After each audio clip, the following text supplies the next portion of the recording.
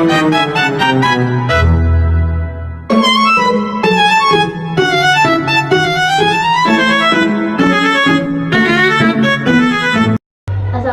warahmatullahi wabarakatuh. Perkenalkan, saya Vanessa Nora Kirani dari kelas 11-2. Di sini saya akan membuat osmosis pada kentang. Dan di sini saya akan menunjukkan alat dan bahannya. Yaitu ada garam, 2 air tawar, dan 5 cm kentang. Dan di sini ada penggaris untuk mengukur kentangnya nanti. Oke, pertama-tama kita memasukkan 1 sendok garam ke air tawar. Jadi nanti satu air ini ada air tawar dan ada air garam. Satu sendoknya segini saja, biar larut. Dan di sini kita akan ukur kentangnya dulu dengan penggaris yang tadi saya bilang 5 cm. Tuh, 5 cm ya. Lalu kita masukkan 2 kentang ini, yang satu ke air garam dan yang satu ke air biasa. Ini tekstur kentangnya masih keras. Nanti kita bakal tunjukkan hasilnya setelah kita masukin ke kedua air ini. Lalu kita tunggu sampai 30 menit.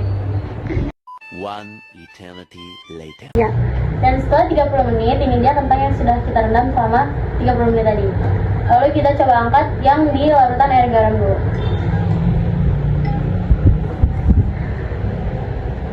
Oke. Tekstur yang di air garam yaitu lunak dan lembek kayak gini.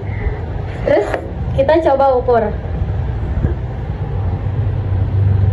Yang di air garam semakin mengecil, yaitu ukurannya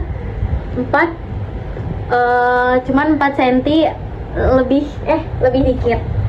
Lalu kita coba angkat yang di air tawar. Ini teksturnya semakin keras, lalu ini ukurannya tetap 5 cm. Tidak ada perubahan sedikit pun. Pada awalnya kentang yang berukuran 5 cm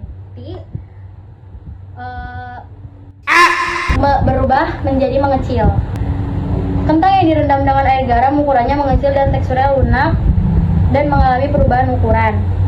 Dan sedangkan kentang yang air biasa cenderung tidak mengalami perubahan. Kentang yang direndam air biasa cenderung tidak mengalami perubahan ukuran dan teksturnya tetap keras.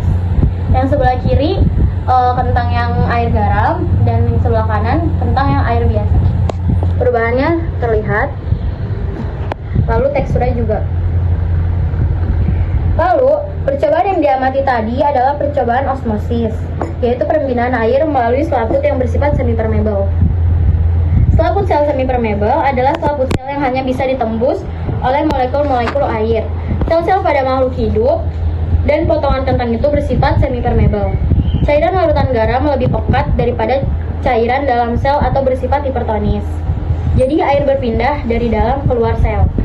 Itulah mengapa potongan kentang yang direndam air garam jadi menyusut dan lebih lunak. Lalu karena kentang kehilangan air dalam sel-selnya, sel-sel itu mengalami krenasi.